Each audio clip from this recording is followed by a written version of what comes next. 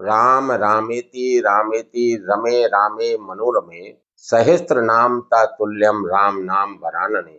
साथियों नमस्कार, मैं आर एस खरे अपने चैनल मातु पितृ ज्योतिष ज्ञान के माध्यम से आप सभी दर्शकों का हार्दिक अभिनंदन स्वागत करता हूं। नव वर्ष आप सभी को मंगलमय हो ऐसी प्रभु से कामना करता हूं। इस वीडियो में हम ग्रहों के गोचर के आधार पर चर्चा करेंगे कि वृश्चिक राशि वाले जातकों का साल 2026 उनके स्वास्थ्य के दृष्टिकोण से कैसा रहेगा, आर्थिक पक्ष कैसा रहेगा, भूमि भवन के बारे में समझेंगे, संतान शिक्षा के बारे में, दाम्पत्य जीवन कैसा रहेगा, भाग के बारे में समझेंगे, कैरियर कैसा रहेगा और क्या क्या लाभ हानि परेशानियां वृश्चिक राशि वाले जातकों को इस वर्ष देखने को मिलेंगी। इन्हीं सब बातों की चर्चा इस वीडियो में विस्तार से करेंगे। यह राशिफल चंद्र राशि पर आधारित है। इसे नाम राशि एवं लग्न से भी देखा जा सकता है। वर्ष प्रारंभ से ही कुंडली चार्ट में दिख रहे ग्रहों के गोचर की स्थितियां कुछ इस प्रकार हैं। वृश्चिक राशि के द्वितीय भाव धनु राशि में सूर्य देव, मंगल देव, बुध देव, शुक्र देव का गोचर हो रहा है। चतुर्थ भाव कुंभ राशि में राहु देव गोचर कर रहे हैं। पंचम भाव मीन राशि में शनिदेव महाराज का गोचर हो रहा। अष्टम भाव मिथुन राशि में देवगुरु बृहस्पति वक्री स्थिति में गोचर कर रहे हैं। दशम भाव सिंह राशि में केतु देव का गोचर हो रहा है। इन ग्रहों के गोचरीय प्रभाव एवं राशि परिवर्तन से वृश्चिक राशि वाले जातकों का वर्ष 2026 कैसा रहेगा, यहाँ पर इसी को समझने का प्रयास करते हैं। अंक ज्योतिष के अनुसार वर्ष 2026 का मूलांक 1 है, जिसके स्वामी सूर्य देव हैं। अतः यह सूर्य देव का विशेष वर्ष है। वैसे तो सूर्य देव ग्रहों के राजा हैं, किंतु 2026 का मूलांक 1 होने की वजह से यह साल 2026 सूर्य देव का साल है, सूर्य देव का वर्ष है। 19 मार्च 2026 से नव संवत्सर प्रारंभ हो जाएगा 2083। चूंकि 19 मार्च शुक्ल पक्ष की प्रतिपदा उस दिन गुरुवार है, अतः यहाँ पर मैं अपने समस्त वृश्चिक राशि वाले जातकों से निवेदन करता हूँ कि वर्ष 2026 में सूर्यदेव, देवगुरु बृहस्पति और मंगल देव की पूजा अर्चना, आराधना, उपासना किसी न किसी रूप में करते रहेंगे तो आप पूरे साल लाभान्वित होते रहेंगे। वृश्चिक राशि के स्वामी राशिपति लग्नाधिपति मंगल देव हैं और मंगल देव द्वितीय भाव में गोचर कर रहे हैं। सूर्य देव के साथ में गोचर हो रहा है। सूर्य मंगल परस्पर मित्र है, तो यहाँ पर धन की अच्छी स्थिति मंगल देव बनाएंगे। बस प्रारंभ से ही देवगुरु बृहस्पति की सप्तम दृष्टि धन भाव पर है, द्वितीय भाव पर है, जहां पर चार ग्रह गोचर कर रहे हैं, सूर्य देव, मंगल देव, बुध देव, शुक्र देव। तो यह निश्चित है कि धन के आवक बने रहेंगे। धन पर्याप्त मात्रा में वृश्चिक राशि वाले जातकों को प्राप्त होता रहेगा। 16 जनवरी 2026 को मंगल देव द्वितीय भाव धनु राशि से राशि परिवर्तन कर जाएंगे और तृतीय भाव मकर राशि में गोचर करेंगे। और यहाँ पर मंगल देव जो आपकी राशि के स्वामी हैं, उच्चस्थ स्थिति में गोचर कर जाएंगे, क्योंकि मंगल देव मकर राशि में उच्च के होते हैं। तो यहाँ पर आपको साहस, बल, पराक्रम, पुरुषार्थ इन सब क्षेत्रों में वृद्धि कराने का कार्य करेंगे। जो लोग सोशल मीडिया से कार्य कर रहे हैं, उनके कार्यों में उनको लाभ दिखेगा। यात्राएं हो सकती हैं, छोटे भाई बहनों से संबंध मधुर बनेंगे और उनका साथ आपको मिल सकता है। सोशल मीडिया के कार्यों से भी लाभ हो सकते हैं। छोटी मोटी यात्राओं से भी लाभ के योग बनेंगे। तो मंगल देव यहाँ पर गोचर करते हुए चतुर्थ दृष्टि से छठवां भाव को देखें। छठवां भाव रोग, ऋण, शत्रु, सेवा का है। तो इन सब क्षेत्रों में मंगल देव की कृपा से आपको लाभ प्राप्त होंगे। शत्रु हैं परास्त होंगे, रोग हैं उनमें धीरे धीरे सुधार होगा और कर्जा है तो चुकने लगेगा। और जो लोग इस अवधि में किसी भी कॉम्पिटिटिव एग्जाम में बैठेंगे, उनको सफलता के योग भी बनेंगे, क्योंकि यह सेवा भाव है, नौकरी लगने वाला भाव है। तो यहाँ पर जो लोग कॉम्पिटिटिव एग्जाम कोई भी हो, उसमें सफलता प्राप्त कर सकेंगे। इसी तरह मंगल देव यहाँ पर राशि परिवर्तन करेंगे और राहु के साथ में गोचर कर जाएंगे। और यहाँ पर कुंभ राशि में 13 फरवरी से लेकर 2 अप्रैल तक मंगल देव गोचर करेंगे और अंगारक दोष बनेगा। तो यहाँ पर थोड़ा सा आपको प्रॉपर्टी संबंधित कार्यों में सावधानी रखने की जरूरत रहेगी। माता का स्वास्थ्य प्रभावित हो सकता है। कोई भी आप लैंड का कार्य करें तो सोच समझकर, कागजात की जांच परख करके ही कार्य करें।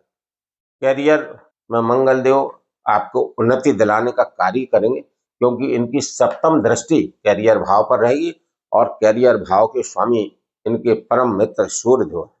तो यहाँ पर कैरियर में मंगल देव निश्चित रूप से आपको उन्नति कराएंगे।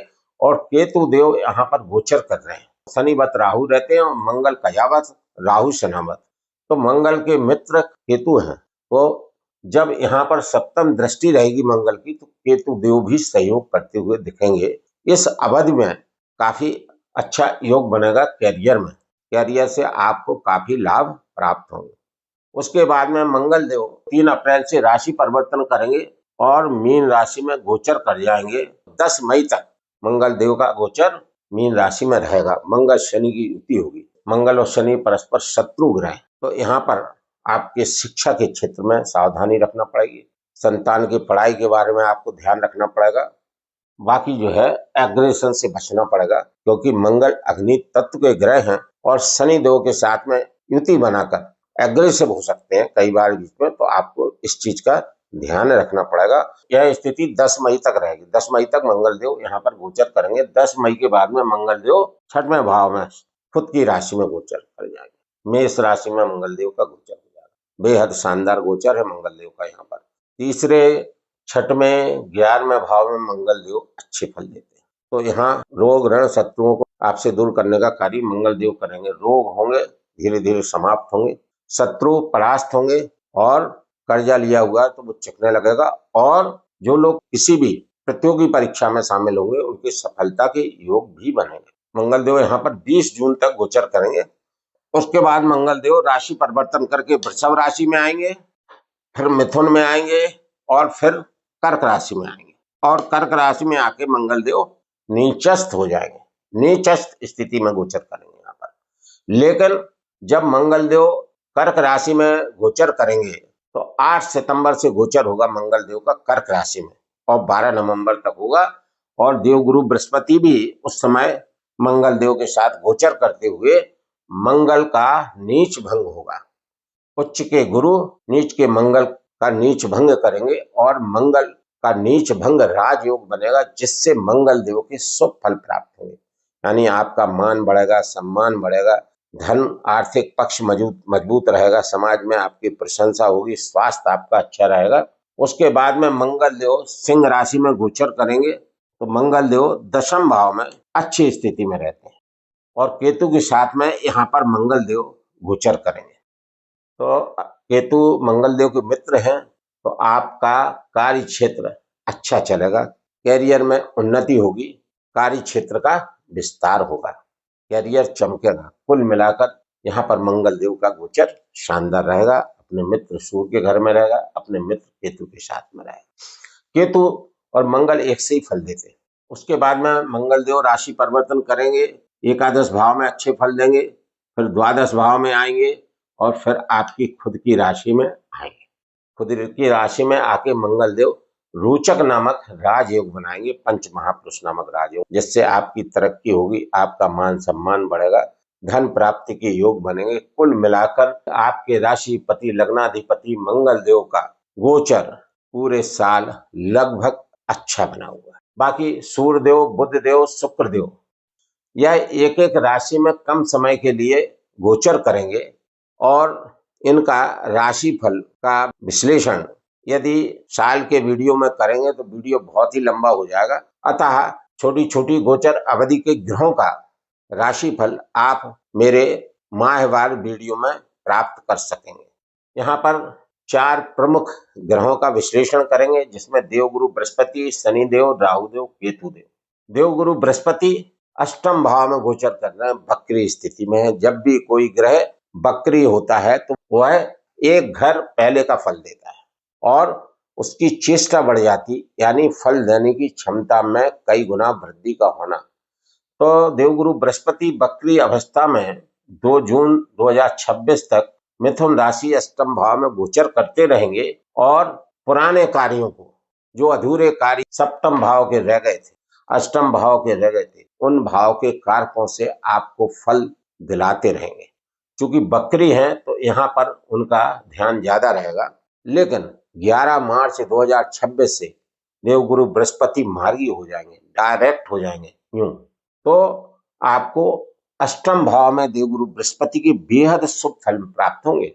अष्टम भाव सीक्रेट चीजों का है, रहस्यों का भाव है, आकस्मिक परिणामों का भाव है, जमीन के नीचे की चीजों का भाव है, ज्योतिष का भाव है, एकाएक धन संपत्ति प्राप्त होने का भाव है, पैतृक धन संपत्ति प्राप्ति का भाव है, ससुराल पक्ष से लाभ का भाव है, अन्वेषण रिसर्च का भाव है। साइंस के भी रिसर्च हो सकती है, किसी भी तरह की रिसर्च इससे देखी जाती है। तो जो लोग इन सब चीजों से संबंधित कार्य कर रहे हैं उन सबको देवगुरु बृहस्पति की कृपा से लाभ प्राप्त होंगे। देवगुरु बृहस्पति यहाँ गोचर करते हुए 11 मार्च के बाद में जब डायरेक्ट होंगे तो ये पंचम दृष्टि द्वादश भाव पर रखेंगे। जो लोग विदेश में रहकर कार्य कर रहे हैं, चाहे नौकरी कर रहे हो, चाहे व्यवसाय कर रहे हो, बिजनेस कर रहे हो, जो भी कर रहे हो, सब क्षेत्रों में उन वृश्चिक राशि वाले जातकों को लाभ प्राप्त होगा। जो लोग विदेश जाने की प्लानिंग कर रहे हैं उनको विदेश जाने के योग भी बनेंगे।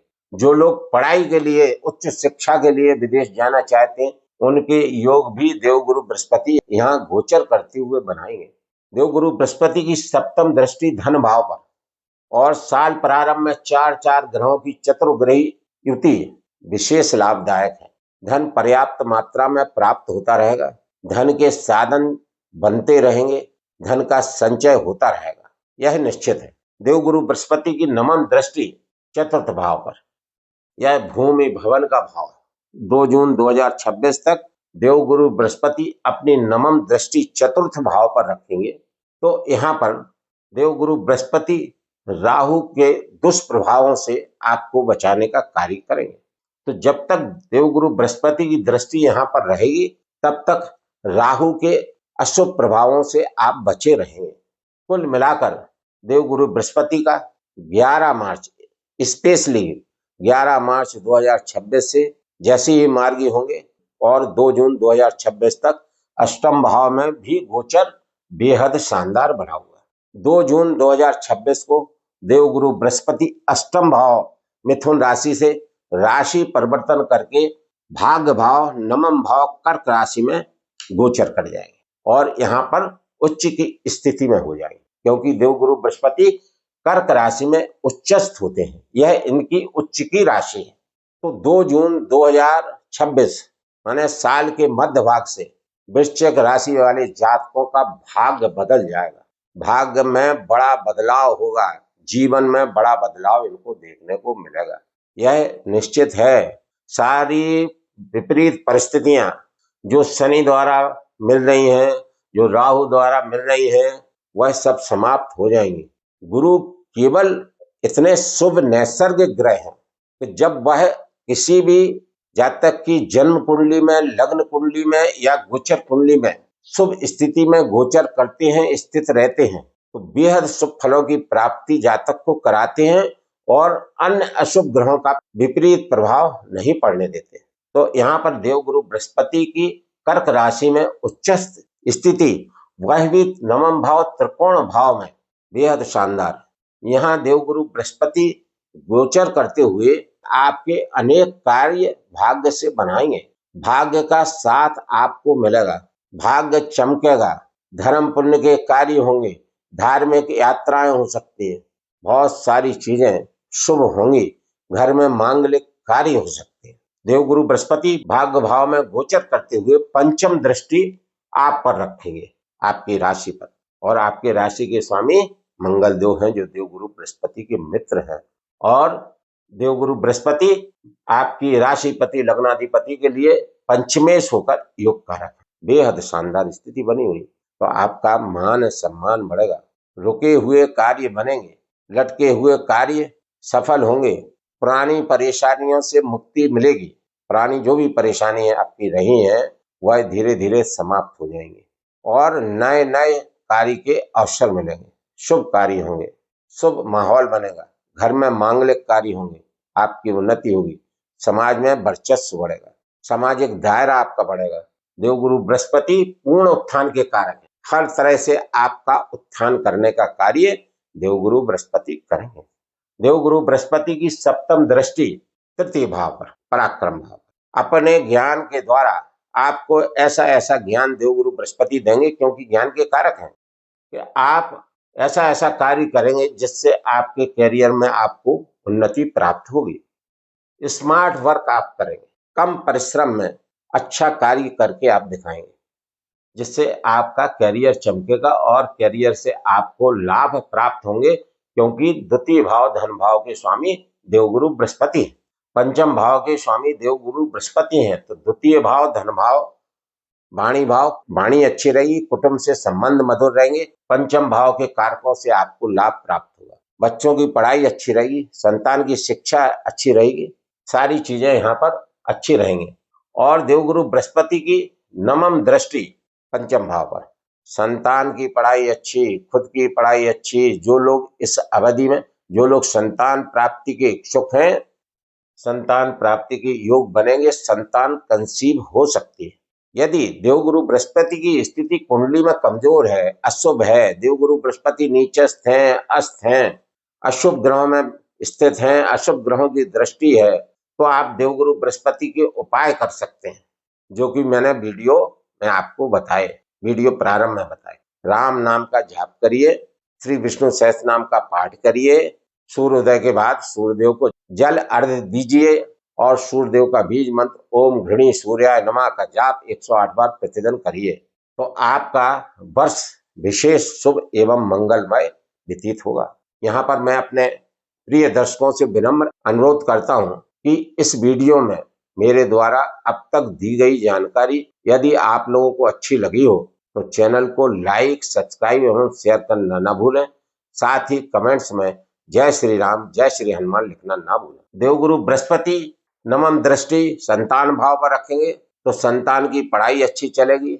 जो लोग संतान प्राप्ति के इच्छुक हैं उनको संतान प्राप्ति के योग बनेंगे। जो लोग प्रेम संबंध में हैं उनके प्रेम संबंध मजबूत बनेंगे और वह प्रेम संबंध विवाह में भी बदल सकते हैं। देवगुरु बृहस्पति 31 अक्टूबर को यहाँ से राशि परिवर्तन करेंगे और दशम भाव में गोचर कर जाएंगे। और देवगुरु बृहस्पति वर्ष प्रारंभ से ही पुनर्वसु नक्षत्र से, जो इनका स्वयं का नक्षत्र है, उससे गोचर करते हुए चले आ रहे थे। पुनर्वसु का मतलब बार बार, वसु माने धन संपत्ति का दिलाना, तो देवगुरु बृहस्पति पूरे साल कई बार धन और संपदा दिलाने का कार्य भी आपसे कराते रहेंगे। उनकी कृपा आप पर बनी रहेगी। 31 अक्टूबर 2026 से देवगुरु बृहस्पति कर्क राशि से राशि परिवर्तन करके 10th हाउस कैरियर भाव में गोचर कर जाएंगे, जहां ऑलरेडी केतु देव गोचर कर रहे हैं और केतु देव और गुरु देव की युति बनेगी।